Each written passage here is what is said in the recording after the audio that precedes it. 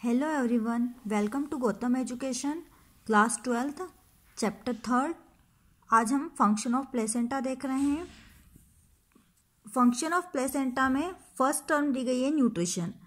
Placenta हम सभी जानते हैं एम्ब्रियो और यूटेरस के बीच की लिंक, जिसमें एम्ब्रियो तक न्यूट्रिशन और जितना भी सब्सटेंस है जो मदर के यूटेरस के थ्रू एम्ब्रियो तक पहुंचता है, उन सबको लिंक करने वाला जो स्ट्रक्चर होता है वो प्लेसेंटा कहलाता है।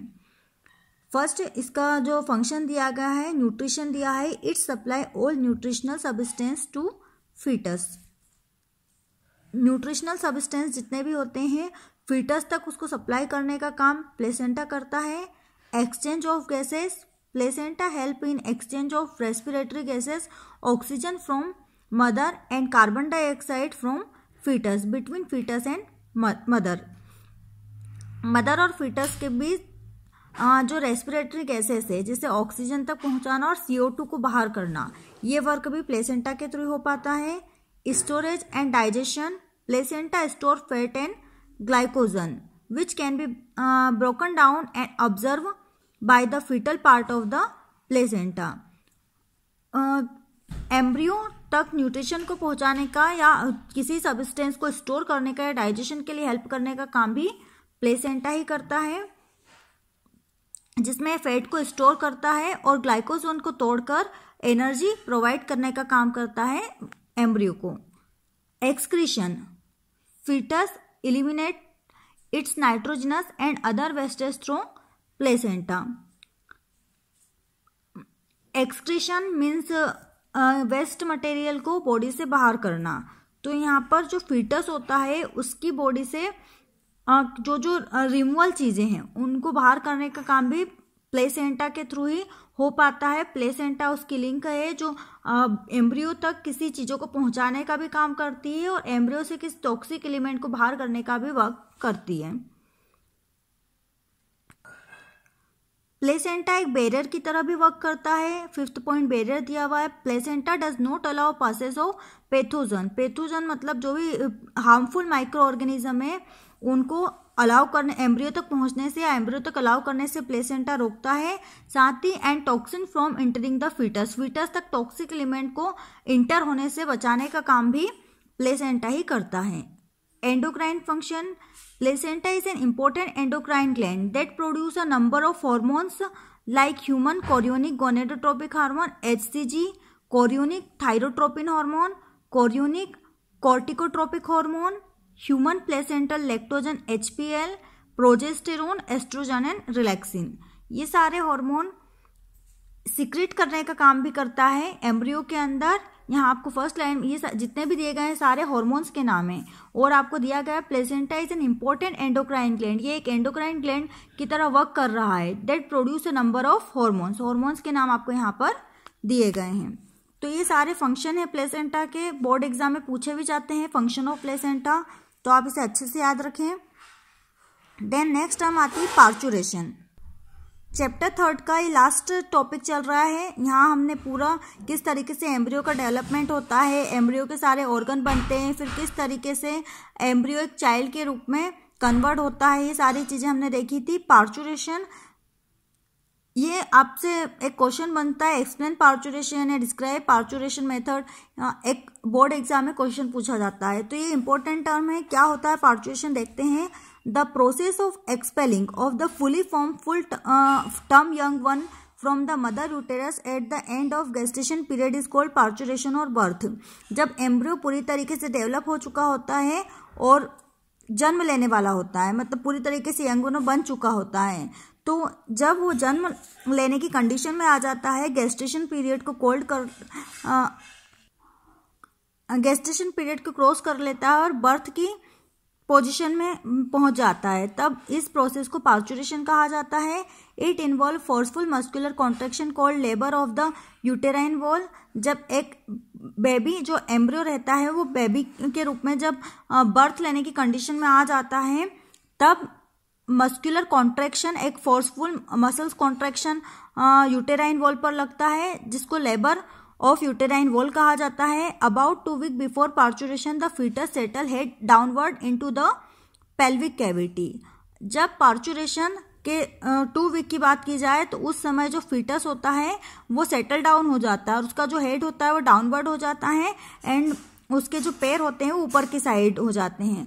पेल्विक कैविटी में उसका हेड आ जाता है। On the completion of gestation period labour starts. जब गेस्टेशन पीरियड कंप्लीट हो चुका होता है तो लेबर स्टार्ट हो जाता है, पेन स्टार्ट हो जाता है, it cause labour pain and the infant is delivered. और जो इन्फेंट होता है, जो चाइल्ड होता है वो डिलीवर्ड होने की कंडीशन में आ जाता है। The hormone oxytocin promote uterine contraction during parturition. यहाँ पर एक हार्मोन वर्क करता है जो यूटेराइन कॉन्ट्रैक्शन में हेल्प करता है और उस हार्मोन का नाम है ऑक्सीटोसिन। ठीक है, मीन्स जो बेबी के जन्म के लिए हेल्प कर रहा है वो ऑक्सीटोसिन है। The hormone relaxation relax the cervix and the ligament of the pelvic girdle for easy birth of young one. और यंग वन इजीली बर्थ ले पाए और जो सर्विक्स है, लिगामेंट्स है यूटेरस के, वो रिलैक्स हो पाए तो उसके लिए एक हार्मोन सीक्रेट होता है जिसका नाम है रिलैक्सिन।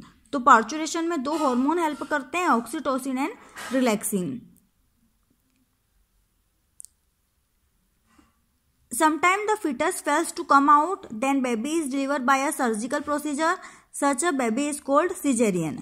Normally अगर fetus यूटेरस के आउट नहीं हो पाता है तो ऐसी कंडीशन में जो एक प्रोसीजर होती है, मेडिकल प्रोसीजर जिसको सर्जिकल प्रोसीजर कहा जाता है, उसके अकॉर्डिंग उसकी हेल्प से एक बेबी का जन्म होता है। और इस टाइप अगर किसी बेबी का बर्थ होता है तो उस कंडीशन को सिजेरियन कंडीशन कहते हैं। Such a baby is called caesarean. तो वहां पर बेबी को सिजेरियन कहा जाता है। पार्चुरेशन पीरियड में गेस्टेशन पीरियड का पूछा गया है तो ये भी आपसे कभी बोर्ड एग्जाम में पूछ सकते हैं। गेस्टेशन पीरियड से आप क्या समझते हैं? तो यहाँ गेस्टेशन पीरियड की टर्म बताई गई है, the period of pregnancy from fertilisation to child birth parturition is called gestation period. मतलब प्रेगनेंसी, फर्टिलाइजेशन से लेकर प्रेगनेंसी और प्रेगनेंसी से लेकर चाइल्ड बर्थ तक का जो टाइम पीरियड होता है उसको गेस्टेशन पीरियड कहा जाता है।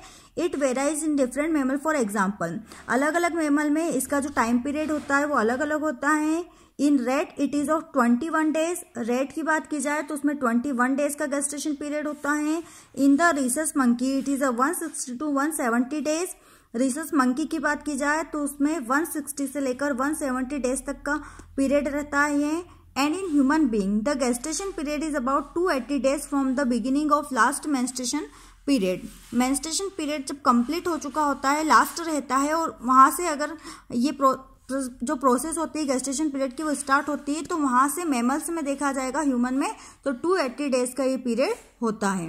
In the end of gestation period the child is born parturition. और गेस्टेशन पीरियड के लास्ट में एक चाइल्ड का बर्थ होता है, उसी प्रोसेस को पार्चुरेशन कहा जाता है। देन लास्ट हो जाता है एम्ब्रियो का डेवलपमेंट, एम्ब्रियो का फीटस, इन्फेंट और फिर एक चाइल्ड के रूप में कन्वर्ट होना, फिर चाइल्ड के रूप में इसका बर्थ लेना है। उसके बाद रहता है growth. In man and other mammal the newly born child or the infant is the miniature of the an adult person. It gradually develop into an adult.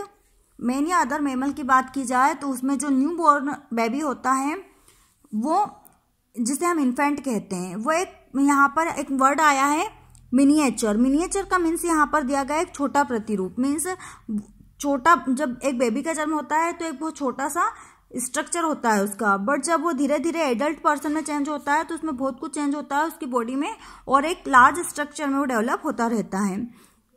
It gradually develop into an adult. तो इसी तरीके से एक young one से वो एक adult में person में चेंज होता है। Detail description of the growth process have been discussed in chapter 16। किस तरीके से उसके सारे ऑर्गन डेवलप होंगे और जन्म लेने के बाद, और किस तरीके से वो पूरी तरीके से उसके स्ट्रक्चर में चेंजेस आते हैं, वो चैप्टर 16 में डिटेल में दिया गया है। तो इसके आगे की डेवलपमेंट की जो पूरी प्रोसेस है वो हम चैप्टर 16 में अच्छे से डिस्कस करेंगे।